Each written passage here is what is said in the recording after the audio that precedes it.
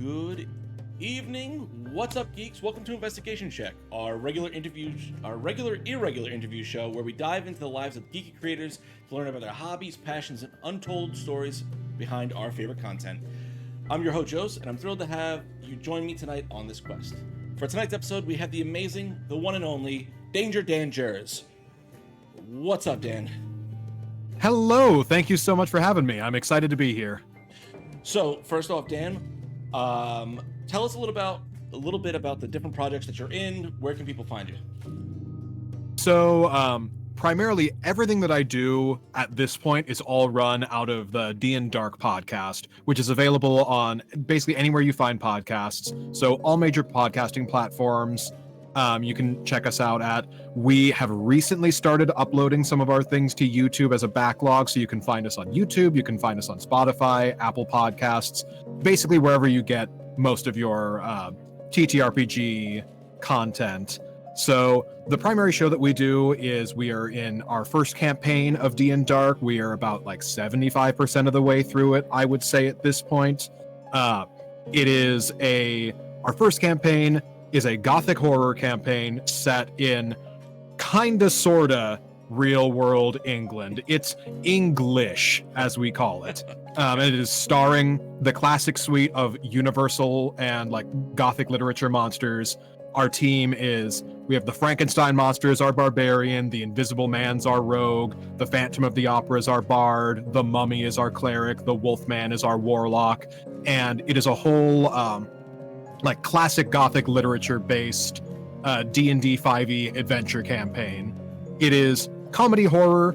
We do get into some more graphic areas, but very rarely, few and far between, and we have content warnings for any of our episodes. So if that is something that any of your listeners want to check out, that is our primary show. We've done a couple of other small spin-off projects. Primarily for our patrons, we do some bonus mini campaigns, one of which we opened up to our regular listeners, which is what we got nominated for the Crit Awards for. It was in the category of Best One Shot. We did a mini campaign in the Call of Cthulhu system where we were playing as Mystery Inc. The campaign was called Call of Cthooby Doo, and it was a 4-episode little mini series, all for the Best One Shot campaign.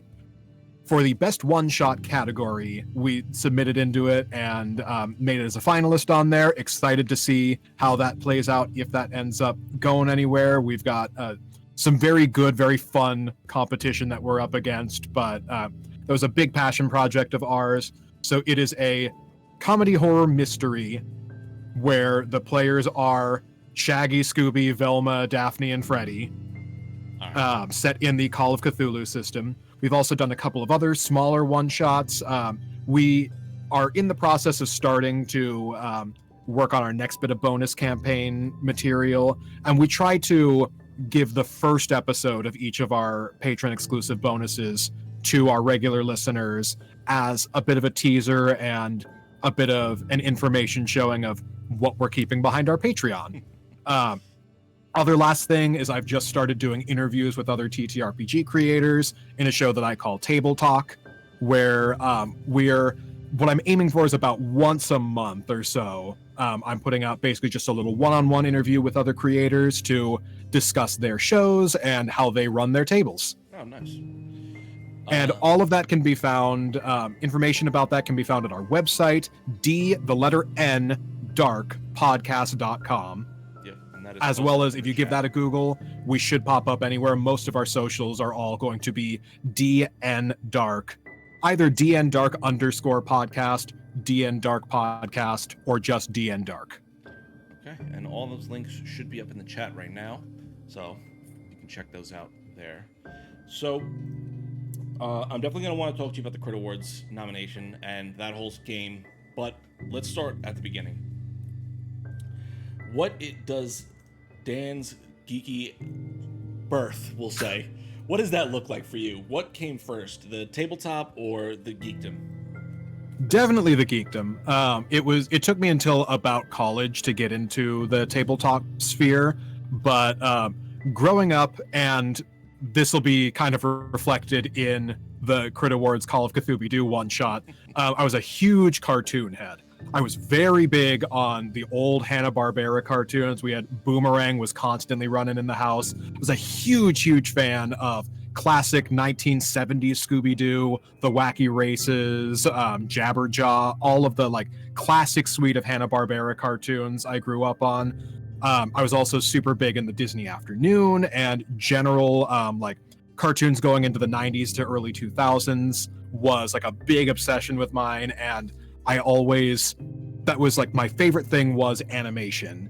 So that was kind of my gateway into a lot of nerdier spaces, was fan appreciation of classic cartoons and media. A lot of those tropes end up showing up in our shows and our even our main campaign. We get into a lot of very slapsticky hijinks that are akin to those classic cartoons.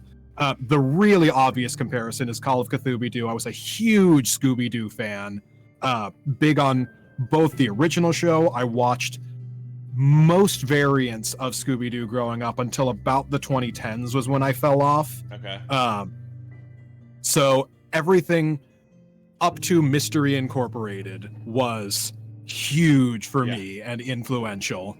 So that was primarily where a lot of my geekdom was started off in. I loved Halloween. I was a theater kid, so it really like appealed to my sense of drama, and always was my favorite holiday. I was a very horror averse kid when I was younger. Around high school is when that started to shift and when I started to really get into horror. And high school going into college, I finally started to dip my toes into all of the movies and books and shows that I was too scared to go near when I was younger. And that was big and informative. I did a little bit of scare acting for Not Scary Farm Halloween Haunt, did some general theatrical stuff. I did theater all through high school and college, and a lot of that just kind of cascaded into each other.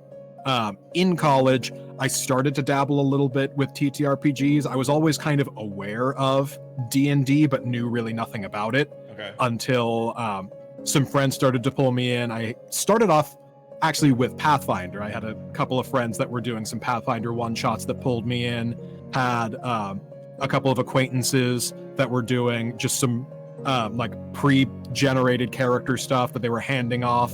I did a little bit in D&D, a little bit in Pathfinder, and was still kind of piecing together and figuring out what everything was. Then over the last like 3 or 4 years, started to actually dive into doing like full-on campaign stuff more frequently and prominently. Mm-hmm. So have you played any other systems besides like D&D and Pathfinder, or is you still kind of sticking with the big ones, the big two? I played D&D and Pathfinder. I've done Call of Cthulhu. I've done I actually, where I started to like get my laps in early on, and like my first foray into DMing was I actually started off with a lot of the Grant Howitt one shots. Honey Heist was a big part of my gateway into the TTRPG space. I had a friend who did a Honey Heist, and I had so much fun that I stole that, did it with a different group entirely, and just kind of piggybacked and borrowed and imitated his campaign before jumping around different settings and doing other fun little one-off honey heists with friends who wanted to get into it. And as I started doing that more and more, I got that appetite whet for more complex systems. Mm-hmm.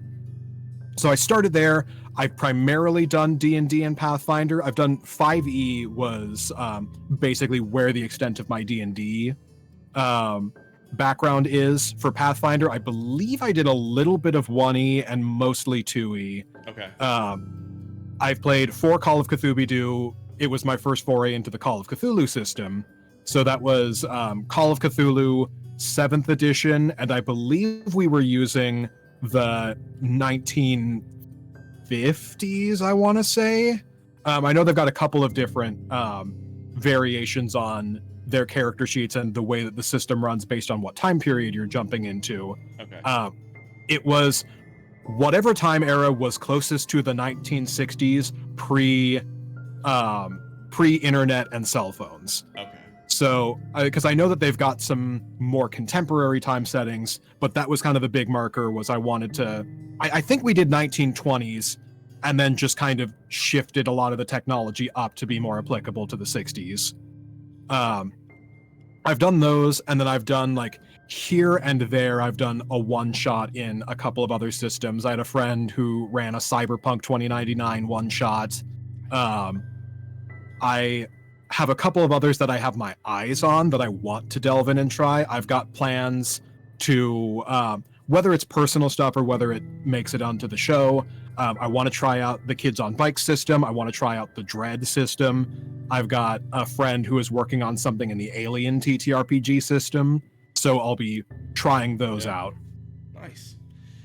So, do you have a favorite system so far? 'Cause you've tried a lot, apparently. Where are you at? Like, what's your favorite? My favorite so far, with a big asterisk, Call of Cthulhu is my favorite system that we've played in so far. Mm-hmm. The asterisk there is that it is a ton of fun to play in. It is honestly easier to DM a Call of Cthulhu campaign than it is to DM a D&D campaign. Okay. Well, Hold on. Why is that? It is because it's because the system itself does a lot of the heavy lifting for you. Basically, you never have to come up with the thresholds for any difficulties on any checks that players make, because all of that is baked into the character sheets. So the way that it basically works, character creation is a nightmare. It is very, very difficult. There are systems online, and for Call of Cthooby Doo, I had to basically work with a character generator to help guide me through the process, because it's incredibly complex. But essentially, Call of Cthulhu uses a D100 for everything.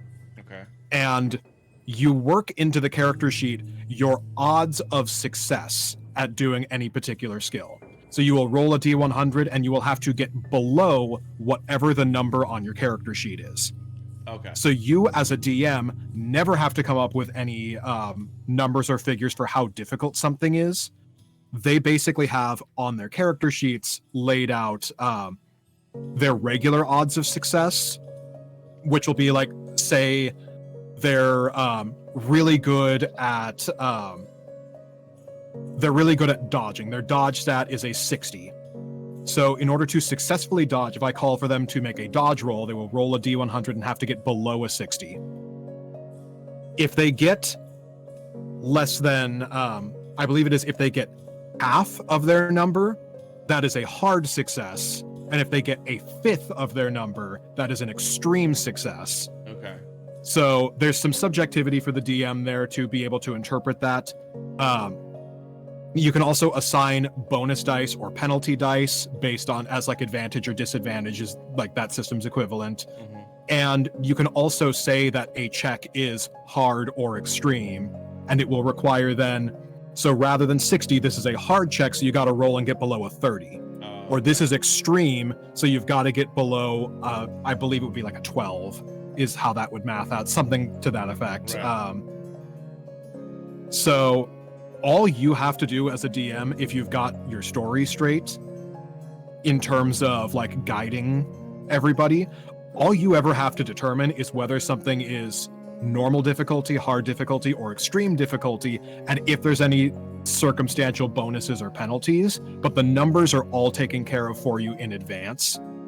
So because of that, I found it easier to run than D&D 5e. Where the asterisk comes into place, it is very technical in the setup, and it is significantly harder to homebrew a story for Call of Cthulhu than it is to homebrew a story for D&D, partially because it is, as a like investigative horror system, you have to basically craft a mystery for the players to solve, and you have to really have a tight control on the flow of information, which that's all in the prep work. A big component of Call of Cthulhu is handouts, where people will get information from like reading books or finding letters, or basically hard-coded information that the players can refer to at any time. So setting those up and figuring out what information they will get from what sources, what people, and controlling the pace at which they get information so that it's a satisfying mystery is very difficult. So how do you, as a DM, kind of like navigate that complexity of, especially if you're doing it on a computer or not in person? How do you even start to try and tackle something like that? Well, I made the mistake with Call of Cthooby Doo of setting myself up for an even more difficult prompt, because I essentially had to do a Cthulhu mystery and a Scooby Doo mystery simultaneously and interweave them. So a lot of that came from figuring out, all right, what is the basic premise of this mystery, which I'm okay spoiling the setup of it without going into any details for where the story goes. But the focus of this was like, okay, if I want to do a Scooby Doo mystery in the Call of Cthulhu system and interweave that kind of comedy and horror. So what are the things about Scooby Doo that I want to tackle and that I want to make focal in this mystery? Well, one of the most iconic things about Scooby Doo is Scooby Snacks. So to get immediate buy-in from everybody on getting them on board for the mystery, something happened at the Scooby Snacks factory and there are no more Scooby Snacks. They've stopped producing them. So the team is trying to get to the bottom of what happened at the Scooby Snacks factory. How do we get these snacks back on the market? Because Scooby Snacks are gone and their competitors jumping in with an inferior product that they hate. Okay. So something's going on here. So they're investigating at it takes place in Coolsville, so I pulled a lot from a pup named Scooby Doo to basically set up this is the situation that they get laid out in the first in like the very first part of the sitting. What is our first episode? This is the situation. These were the witnesses. These are the locations where the witnesses were at. These are the important other like sources of information you can go to. It is up to you to decide who you want to talk to, where you want to go, and how you want to approach this. So from the setup perspective of that, I basically had tied into I had like the library and the local newspaper both had relevant information. So I typed up some handouts where they could go to those places, they could search around for that information and then find this important piece of paper that lays out this aspect of the situation that's happening. Or we can go talk to the witnesses that are at these specific locations. So it was setting up and figuring out, and it was very brain melting initially to work through where am I placing what information and how do I have enough overlap there that they can reasonably do this in any order without necessarily things being locked into a certain route. So there was a little bit of overlap in what information was where, because I had no clue what order they were going to do it in. I got lucky that they did it in the order that I anticipated. Okay. But I still had to set things up just in case and just kind of rely on my own quick thinking if they approach things in an order that I wasn't expecting, so that they could still get relevant information without it being dependent on previous info and piecing together all the parts of this whole. The other thing that we worked into it. Your question first. So is that just like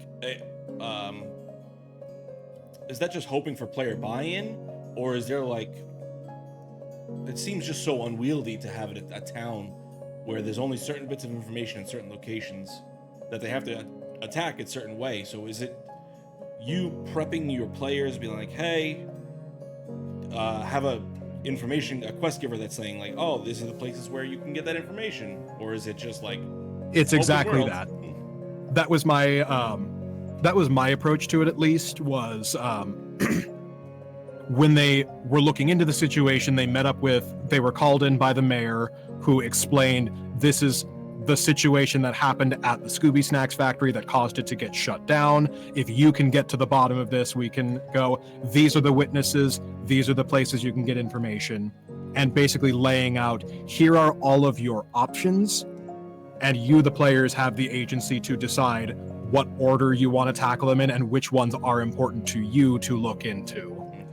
Okay. With the buy-in coming from the players kind of agreeing and understanding, like, okay, we're here to solve a mystery. Mm-hmm. And with the like narrative and character-based buy-in of them having a personal stake in the mystery being solved, because if they don't solve this mystery, there's no more Scooby snacks. Okay. So is Call of Cthulhu like the first game you've kind of DM'd, or have you DM'd before that? Where did that kind of start for you? I started by doing mostly honey heists. Okay. Then I did like 1 or 2 one-shots in 5e, and was a little confused at first because I didn't understand the differences between Pathfinder and D&D. It wasn't until I started doing 5e that I realized, oh, that was a different system than I was doing before. That wasn't this system. Right. So kind of got to my feet a little bit doing D&D one-shots, and then the main campaign of D&Dark is in 5e and is the first full-scale campaign that I've run. I had basically up until that point only done one-shots. So it was a bit of a learning curve for me, and there's one of the things that I feel like is pretty common with a lot of actual play shows is if they're people like me who are relatively new to the space, you can kind of hear them getting better at the game in real time. Okay. So 5e was and is where the bulk of my experience is in, mostly because of the primary campaign of D&Dark. This one little mini campaign for Call of Cthulhu was my first real foray into DMing for other systems. We did do one other bit of bonus content that the first episode's out on our main stream, but the rest of it's in our Patreon, where myself and one of my other players co-DM'd a Pathfinder mini campaign. Okay. But still the bulk of where I was wetting my teeth on things was with D&D 5e. I poured in a lot of research beforehand to one of the things was so in starting D&Dark, to give a little bit of backstory for it, it started off as me wanting to do a Halloween one-shot with some other friends. I got the idea of like, hey, Halloween's coming up. It would be fun to do just like a short little thing with the classic monsters. So I made what is basically in our show the first 5 episodes for a different table with a different group that was intended to be a one-shot, but I very quickly, in the process of building it, realized this is going to be a whole campaign. I'm too invested and attached in this to keep it as just this. This has got to expand outward. Uh-huh.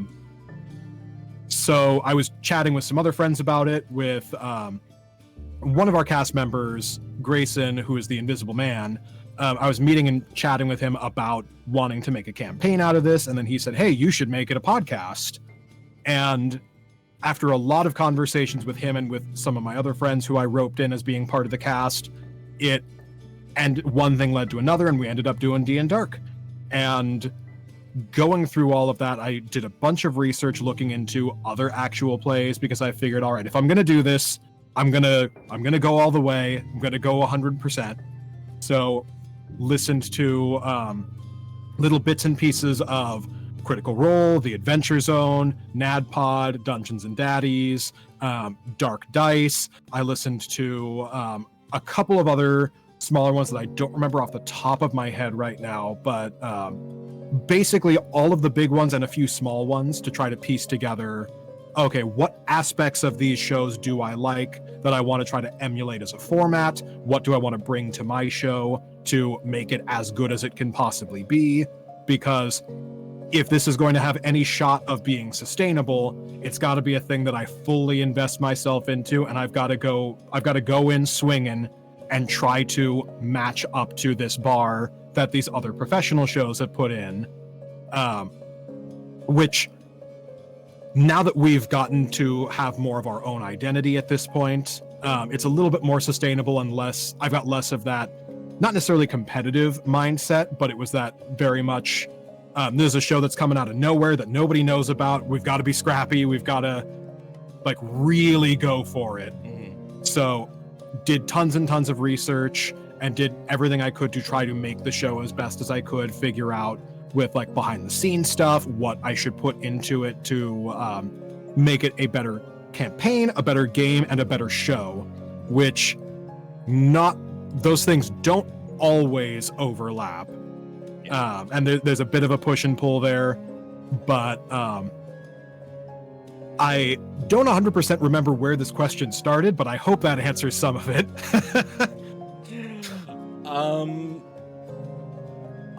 I don't remember where that question started either, but I'm going to ask this question. What were some of those core tenets from those other shows that you felt like, I need this to help elevate my product? Definitely what I was taking was, what I will say, probably the single most helpful resource that I found was I became a patron of the Dungeons and Daddies podcast, and one of their patron rewards is that they do a post show where they talk about each of their episodes and do a behind the scenes, and a lot of their early episodes of that were some of the most helpful resources that somebody newly emerging into the TTRPG space could take. It was a lot of things that they discovered early on through the process of making the show, and a very similar thing of, these were things that I liked from this show, these were things that I didn't like from this show that I didn't want to do. So for example, one of the things that they brought up was one of the production challenges of doing a fully produced immersive audio-based TTRPG show is where the line between what is diegetic and what is metaphorical is, and like that above table versus in-game differentiation. And that was a thing that one of their players who used to be their editor and who primarily does a lot of stuff within the space technically was saying that didn't really sit right with him from other shows, is they would have incidental music or sound effects that did not match up with what was happening in scene. So having the specificity of that, and there were some shows that your mileage would vary based on the show in how you separate what's above table and what's in character. Some shows would go back and forth, but the line between those two things, I learned in real time and from that research, gets so incredibly blurry in the moment that it's not always helpful to split and differentiate that with your production. So it's a matter of knowing what things to accentuate and highlight. And for me, a thing early on that I knew I wanted to do was I wanted to try to have a very specific focus on continuity and specificity within production. So I recycle a lot of sound effects that I've put in because I have kind of labeled and designated, this is the sound effect for the silence spell. This is the sound effect for this spell, and try to be as consistent with that as possible, because I know that things being used inconsistently is a pet peeve of mine. So that was the thing that I wanted to really get a hold of. And early on, I was very, very careful about what things I attach sound effects to, because since basically the entire operation is me, I host, I edit, I produce, and basically from the technical side of things, it's all on my shoulders. I wanted to make it sustainable early on, so I was very, very careful and selective about what stuff do I want to put sound effects to accentuate and highlight, because I know that whatever I do, I am setting a precedent to have to do that later down the line. And as the show's gone on, I've gotten more complex, I've gotten more comfortable in doing more and going bigger. So there's certain production things like that. Other non-production and more like running the game things that I took from different shows one of the shows that I listened to that I was kind of pulling to try to get inspiration from was a horror-centric show called Dark Dice. And one of the things that they laid out early on was, in order to not have the show get bogged down by combat, they basically would skip over the entirety of combat for their show and basically just do like a 20 to 30 second recap and summary of the fight, which I like the idea of, right, but was not right for our show. And I could see where that would play in, and that was a thing that I had in mind early on of like, we might do this depending on how our combats go. Combat is such an integral part of 5e, and so much, especially where we're at right now, our combats are so hectic, so much is constantly happening that they're too interesting to cut out. And I know that combat tends to be slow-paced and boring, so one of the like, as a complaint that some people have just with 5e in general, because it's a lot of sitting around waiting for everyone else to do their thing. And because they can take a million years, and because it can be very easy for it to fall into the trap of, I swing my sword, I miss, I end my turn. I swing my sword, I hit. Cool, next turn. I took from basically the lesson that I took from that, and the lessons that I took from other larger scale shows, was I don't necessarily want to cut the combat, but I have to make it interesting enough to justify keeping it in. And there's a few things that I took strategically to bake into that. So one of the things that we do in order to help speed things up, every round of combat, at the top of a round, I will give the players 1 minute to strategize above table and just talk player to player about what's the state of the battlefield, what's the plan, what are we doing. And that, once we got in the habit of doing that, that sped things up immediately and a lot, because it gave the players a goal to focus on, and it got them more invested in what each other were doing. The other thing that I do is I try to always have multiple things happening in every fight that I do. So a big example that I pulled from was Dimension 20 with their Fantasy High. I know an example that people love to point to is one of their first combats. They do, they fight basically an ooze made out of creamed corn, and the ooze is constantly spawning smaller enemies and is coming basically from a cauldron. So they had immediately in that fight, they had the monster to fight, they had smaller things that were coming out of it that they had to strategically try to stem the tide of, and they had the ticking clock of the cauldron boiling up and building that they needed to put a stop to as like a source that this was coming from. So they had multiple different things to focus on and strategize around. I took that as a big like tent pole to lean on, of always try to have some other factor in these combats. So whether I have a ticking clock of some point of some kind, or I have like a multi-stage goal. Some examples early on that are early enough to not be super spoilery. I definitely early on started putting more put a lot of environmental things for players to lean on, put in I'm trying to think which fight would be a good one to use as an example that doesn't give too much away. I guess what I'll use is about like episodes in like the low 20s range of our episodes. We did something that was focused on part of the way that I structure the campaigns too is with juggling the cast of these characters, I try to give everybody like a focal arc that centers around them. Mm-hmm. That has like a thematically relevant setting for them to be in, or something that challenges them specifically. For the Mummy, his arc was in the British Royal Museum. And what I took as my inspiration there was, I'm going to make this Night at the Museum. They're going to go in. I knew that's what I was going. Exactly. So they go in at night, everything in the museum comes to life. That's my way of justifying and shoehorning into this world and this universe Right. some more fantastical D&D things that wouldn't otherwise make sense in what is more or less the real world. Mm-hmm. So, for example, have like chests coming to life. That's my way of using mimics. I had there was a dinosaur exhibit where all of the skeletons come to life, and I used some dinosaur stat blocks and things like that.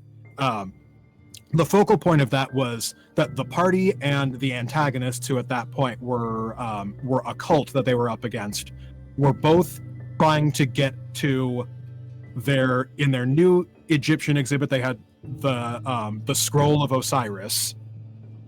That was basically my aping from Night at the Museum. That's the magic tablet that makes the whole thing come to life. They're both after the scroll. So the entire setup of that was basically a race. The team showed up at the same time as the cult. The museum is closed after hours. Everything is coming to life. And in the chaos, the cult runs in, they run in after them. And the whole thing for those couple of episodes is them racing to try to get to the scroll and using the environment against each other to try to slow each other down and get there first. So the combat wasn't necessarily about trying to defeat the enemy so much as it was the enemies aren't trying to kill you, they're trying to stall you. It's up to you to decide how much effort you want to put into taking them down while this other cultist is getting further ahead of you. Okay. So as an example, that's the kind of thing that I try to inject into our combats. And without going into specifics, some more recent ones, another recent example, I had a doppelganger thing that happened recently, and the whole fight was based around, I really want to have a which one do I shoot moment. Okay. So I set up a big fight where I had the player playing both their character and their doppelganger and told them, you are the only one who is going to know which is which. Started the fight with a shell game, basically obscuring it so that the players didn't know who was who. I color coded them differently and kept constantly changing their color codings as things were obscuring them. So it made the combat a puzzle of trying to figure out which one do we shoot. Okay. So things like that are what I incorporated into the show as a lot of what my research was things to try to inject more complexity into the fights to make them more interesting and to make them fast-paced enough that they would be fun to follow, having stuff that is focused around the characters, and general production things like what I would choose to highlight when. There's some shows that I know that will put in incidental music. That one of the things that the Dungeons and Daddies behind the scenes podcast talked about was like when the players go into a tavern and describe the music and sounds that they're listening to, and the show puts on generic tavern music and background that doesn't match up to what the players are describing. Mm-hmm. It is a ton of extra work, but it's always been worth it to me. It's also been expensive. I try to commission a lot of original music for the show, and that adds up. Yeah. But I try to make a point based off, like, as soon as he called attention to that, then I started noticing it and hearing it, and that became a thing of like, okay, it's important to me that I get this, that I don't do the same thing, and that I be as specific and true to the descriptions of what's going on as possible. Okay. All right. So we've heard about your Crit Award nomination. We've heard all about Call of Cthulhu, and we've dived into some of your kind of growing pains as far as coming up with your show, your main show, which is D&Dark. At dndarkpodcast. So I want to kind of learn a little bit about what this whole process has been like for you as far as creating all this content. First off, how long ago did you get started? We've been going for a little under 2 years. Okay. So you're almost 2 years into this process now. What kind of experience has it been like for you to kind of be committing yourself to exercising yourself mentally to do all these different things. What advice would you have for someone else trying to come into this space 2 years into it? I would say a lot of it, and like a lot of what my growing pains were in getting my expectations to somewhere more manageable. For the first year or so, we were releasing episodes weekly because I wanted the show to be something I knew that it would work better binged than it would serialized. So I was working with the mindset of I'm going to build a big backlog of episodes that people can jump into and binge through to catch up with us. And then once I catch up with our recorded backlog of things, the deal that I made to myself was once I catch up with what we've recorded, then I can switch to bi-weekly, which that didn't happen until our mid-season finale. Okay. Switching to bi-weekly has been a lot more manageable. The advice that I would give is basically gauge going into it how much of your resources you have available to give and be kind to yourself. So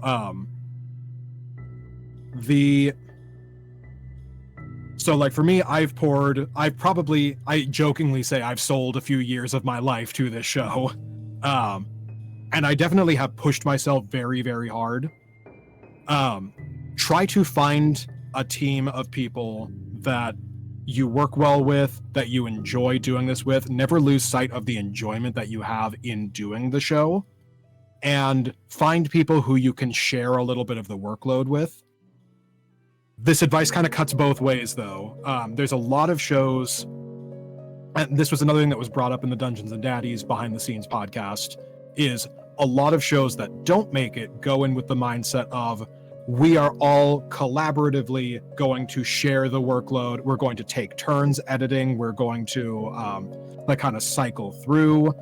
But a lot of those shows, if they don't have a focal point person, a lot of people, it's very easy to say, yeah, when it's my turn, I'll get around to editing that eventually.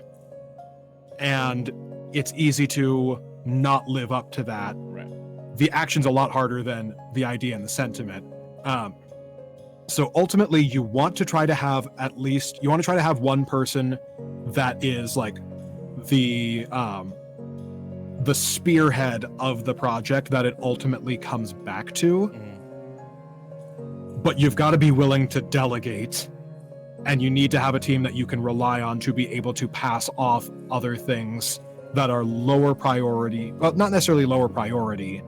There's a lot of things that have been on the back burner for us because the urgency of getting the episodes out and being committed to our time schedule has, for me, overshot the necessity of doing things like we started up doing a fan wiki that I've just kind of like in free time when I'm caught up and want to like have a break from editing, might put a little bit of information into that can help flesh that out.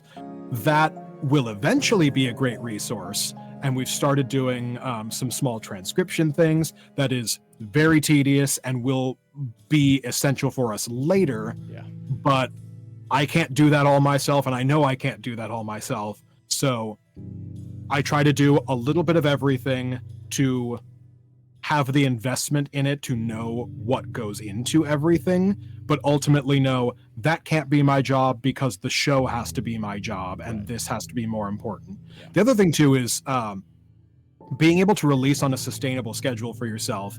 For me, I am really lucky that the job that I work overnights. Okay. So working the graveyard shift at my job, if I am efficient with what I do, then I will tend to have time that a lot of the shift I will be the only person in the building, and it'll just be killing time if I finish what is on my work list of things I need to do quickly enough. And that's the time that I can devote to editing when it's time that I otherwise would just need to kill. So I'm really lucky to be in that position, and I will fully admit that that is the only reason that this show is able to put out as much content as it does is because I am privileged enough to have that freedom to be able to do that. At the end of the day, it is a show that is for fun. It is a show that people enjoy and that I enjoy doing, but it can never take the place of what is important in your life, and always has to come second to you living your life. So if you're not in that position, I can't recommend having the workload that I put on myself for the show that is only attainable because I'm in that position that I'm in. I think that kind of makes me want to ask you this too. What, like, you've already kind of stated it, but what are some like the mental challenges that it takes to, if for people that are wanting to get into this sphere? I know it seems like a lot of fun. You make a lot of great friends in this space, and it's really rewarding, especially when you get a Crit Award nomination for best one shot. But like, what are some of like the hurdles or the challenges that you've had to face, maybe specifically, that you would warn new creators to, maybe like, hey, this is what I had to deal with, either be prepared for it or, you know, what, maybe try and navigate around it somehow? Burnout is huge. So be aware going in of what your limitations are. And what I would recommend is know that that is a thing that will happen. It's only a matter of time before it does. So try to plan breaks for yourself. That is a large part of the reason why we had a mid-season finale in the middle of the campaign, rather than going straight through from start of campaign to end of campaign, was to give myself a break and be able to implement and switch over to a more sustainable pace. So planning in times where you can have a break, giving yourself other outlets to let your creativity out so that your entire life doesn't just get absorbed by this project. So for me, I'm still a player in my partner's D&D games, where it is entirely separate from the show. I still will try to have hobbies and do things that are not directly related to the show. Most of my life is the show at this point, but building in times where you can touch base with your friends, where you can step away from the show, let it have a breather and recharge before you go back in again. Also having a support base that you can use as either accountability partners or as encouragement. It is very, very easy to get into a funk when you're doing these, where you're sitting and feeling, God, why am I even doing this? This is so much work and effort, and I don't even know if this is entertaining anymore. There's a lot of times my editing process is very extensive, and so I will frequently, by the end of editing an episode, have lost all perspective on whether or not it's funny or enjoyable anymore, because I've heard it 6 times in a row. I can see that. So having accountability partners to be able to give you that fresh perspective and say, no, this actually is good, it can be difficult to acquire those fans early on. Yeah. So you'll want to try to have people that you are close to who you know will be honest about the quality of your work and who will help get you out of those funks. So kind of bouncing right off that, as far as like audience or fan feedback, how do you kind of keep in touch with that? Do you incorporate it into what your product, or is it like, I listen to it, if I don't agree with it, I don't deal with it, or is it always kind of there for you? How do you handle that? It's at this point it's pretty informal, and one of the things that has really changed the game was after our mid-season finale, we launched our Patreon. And one of the rewards for our Patreon was a fan Discord. And so having that direct conversation channel in line with fans of the show was huge to be able to help reinforce and like lift out of that funk and encourage through, like, okay, yeah, people are gelling with this show. People do enjoy this and get a lot out of it. The other things that I do generally, early on, it was a lot of things like going to friends, We baked into our website pretty early on a review aggregator, making it easy for people to leave reviews. Okay. And just kind of post them on wherever. So getting those, we started a subreddit that is admittedly still very small, but early on was a big source of our direct interaction with fans and getting that kind of feedback. For social media things, I personally am atrocious at social media. So I've pawned it off on some other members of the team to be able to handle our social stuff. And we've been getting a little bit of feedback and interaction from those, and that's been really helpful. What I do from a production standpoint for the actual editing of the episodes themselves, I will do 3 passes.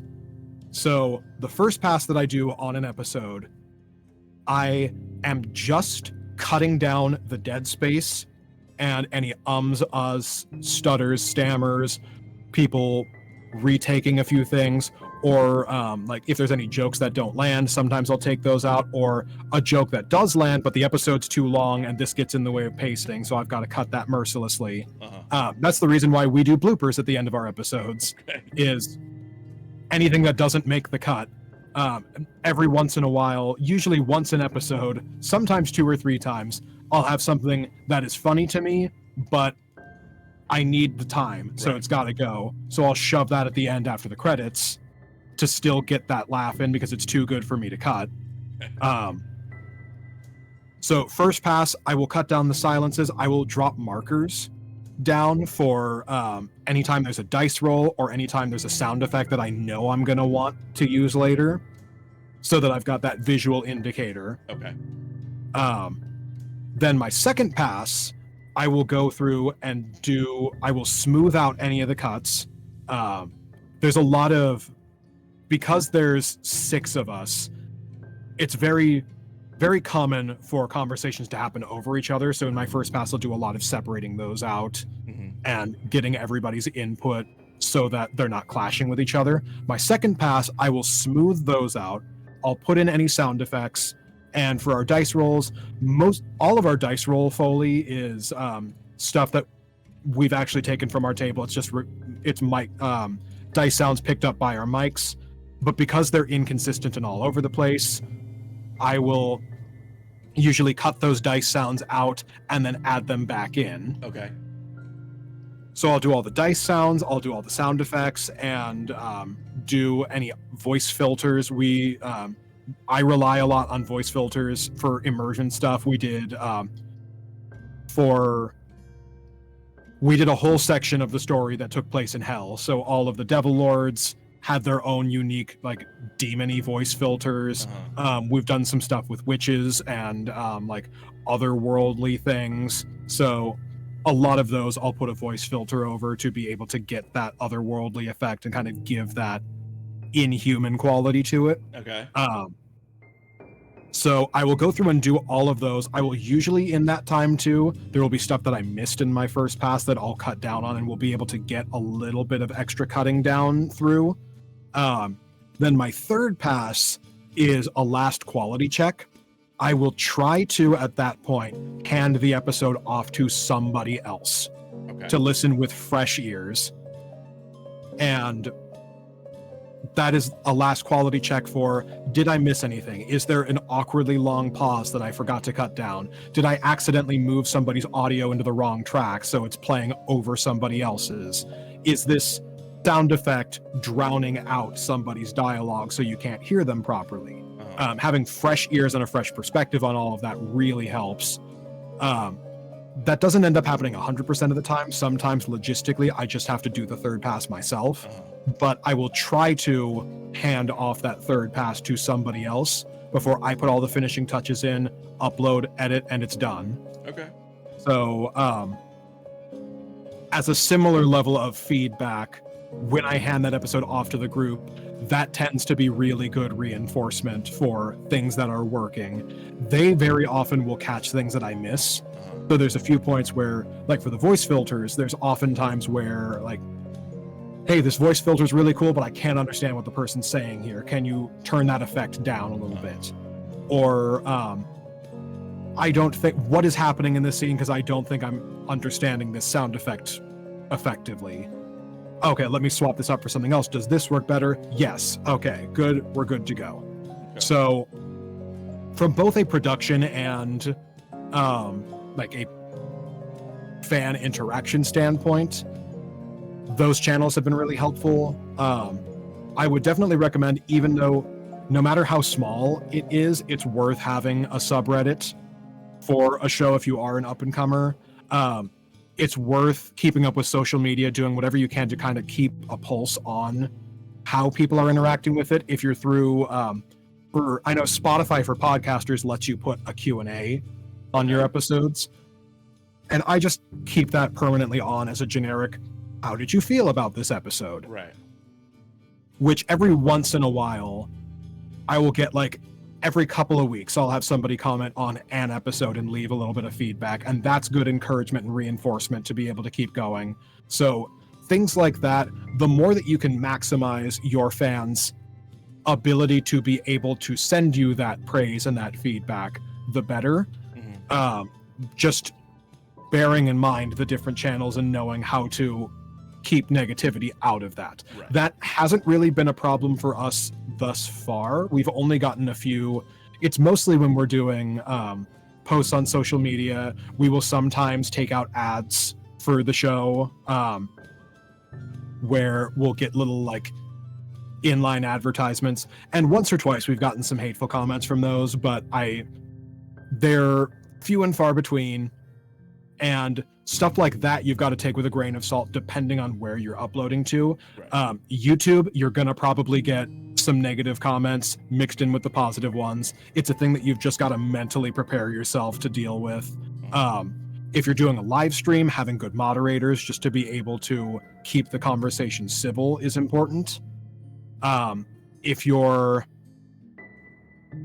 generally like Q&A forums, people aren't going to fill out unless they either are really big fans or really big haters. Yeah. So you're going to get the extremes of those. I have not gotten anything from Q&A forums that has been negative. I've pretty much only gotten positive feedback from that. So that's another thing that I consider myself lucky on, but it's a thing that I'm just prepared for and trying to keep the headspace of knowing that that's coming, knowing to be ready to filter that out, and trying desperately to not let that get to me as I cry over several bowls of ice cream. Okay. So I want to kind of start to get ready to wrap up here because I know you have a hard out soon. Only a few more questions. So if you have fewer questions, let's start getting those in now so we can get as many in so Dan is not held on by too many questions at the end here. Are there any dream projects or collaborations that you really are looking forward to doing in the near future or that you want to do? There is a collaboration that I am currently working on that I don't know whether I'll keep it secret for now, but okay. There is another podcast that we are working with that I'm really excited about that we are going to do a joint venture on.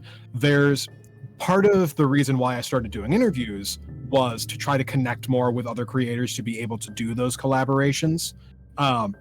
Other dream projects, there are for future seasons of the main campaign and like main show, I've got other settings and things that I want to explore, and there's other like bonus one-shots that I've got ideas for that I want to delve into.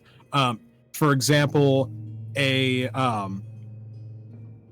bonus mini thing that we're working on right now. We've got one of my other players is working on putting together he put together a one-shot in the Power Rangers TTRPG system that we are probably eventually going to play for bonus content. And he's currently working on a one-shot in the Alien TTRPG system that we are probably going to do as bonus content. Nice tie-in for Romulus. It's going to be fun. Other things, I want to explore a few other systems, and that's a lot of the bonus content is my way of kind of dipping my toes and trying out other systems to see if anything clicks. Mm-hmm. I am eventually I do want to do Call of Cthulhu 2. So it's probably going to be titled What's New Cthooby Doo. I love that so much. That's a plan to eventually try to hit. I don't have anything strongly squared away for what I will do there, but we had so much fun with the first one that I do want to revisit that eventually. Other things that I'm planning on, I've teased lightly through some of the interviews that I've done for Table Talk for our show, where we'll be going with our future campaign stuff. Okay. Once we wrap up our current campaign, we will be shifting within the same universe. We will be shifting time periods and moving from where we are currently in our first season, what we're calling our world that is English. We will be jumping over to US, and rather than doing classic Gothic literature, still kind of keeping with a similar theme and pivoting to our new setting, we'll be shifting our attention to doing cryptids. And so we'll be doing a campaign that is focused more on like urban contemporary folklore, having a team of players that are the most famous cryptids, 4 of which are American and 1 of which is not. Which is kind of the flip of what we're doing with our first one. Everybody in the first campaign of D&Dark, all of the characters are from, well, that's not exactly true. All of those stories are centered around Europe, and the Invisible Man is from America. Okay. So with kind of that inverse, that's not 100% the intent there, but having a similar thing, it is still subject to change, but we're looking at the cast of that being Bigfoot, the Loch Ness Monster, Mothman, the Jersey Devil, and the Roswell Alien. Okay. So that's one that we're excited about. That is like kind of the next step after we wrap up the current campaign that we're in. A future campaign idea that will not leave me alone that I'm excited about, that might be just a thing I do for personal campaign, might be a thing I try to work into D&Dark, is I really want to do a campaign set in ancient Greece. Okay. And using like Olympian Greek gods and like Greek mythology centric storytelling. So there's definitely spaces I want to play in and settings that I want to touch on. Okay. What about for Table Talk? Is there any like dream guest you have? Well, I definitely would be over the moon to get anybody from like the big 3 of like the huge, anybody from Dimension 20, anybody from Critical Role, anybody from Adventure Zone or NADPOD, any of like the big highly hyper produced ones would be dream guests to get on. But I am really open for Table Talk. I do also want to talk to a lot of creators that are more on my scale and doing the smaller projects to kind of share resources, help each other out, help lift each other up, and get our stories out there and amplify and boost those a little bit more. Yeah. As much as I can, at least. Right. So those are probably the dream guests. I would love to collaborate with... it would depend on the project. I've got certain projects that I have specific people in mind for as like I would be over the moon to get as a dream guest, but it would vary from project to project and would be specific to the character. Fair enough. Are you going to Gen Con this year? I am not. Okay. It just logistically didn't work out for me. I'm on the West Coast. Gotcha. So, like in terms of getting time off for work and being able to fly out there, it just logistically I wasn't able to make that work. Okay. So before we get ready to wrap up, where can people find you? What's your outlets, your social medias, again, for everyone that's joining us now? So, our social media is pretty much all going to be either at dndarkpodcast or at dndark_podcast. All of our socials are linked to our website, which is dndarkpodcast.com, and our show goes up through through really any of the podcatchers. So we broadcast out through Spotify, Apple Podcast, YouTube Music. We have started putting backlogs of our episodes on our YouTube.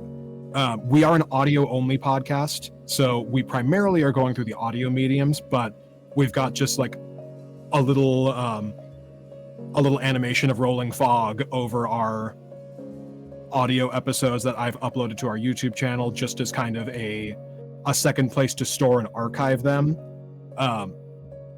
We're on Reddit, we're on Instagram, we're on TikTok, we're on Facebook, we keep a presence on X lightly.